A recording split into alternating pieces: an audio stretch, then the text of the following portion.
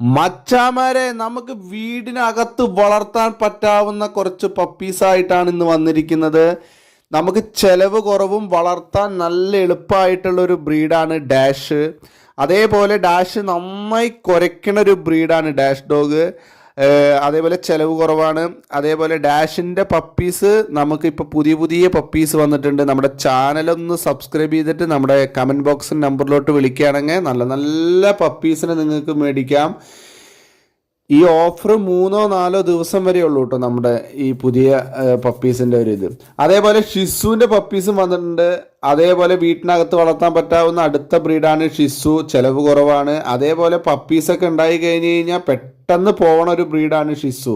ഫീമെയിലെ മേടിച്ച് വളർത്തുകയാണ് ഏറ്റവും നല്ലത്. വീടിനകത്ത് വളർത്തുകയാണെങ്കിൽ ഫീമെയിലാണ് ഏറ്റവും നല്ലത്. അതേപോലെ നിങ്ങൾക്ക് വീട്ടിനകത്തും പുറത്തും വളർത്താൻ പറ്റാവുന്ന ഒരു ബ്രീഡാണ് പോമിൻ്റെ പപ്പീസ്. ആവശ്യക്കാർക്ക് കമൻറ്റ് ബോക്സിൽ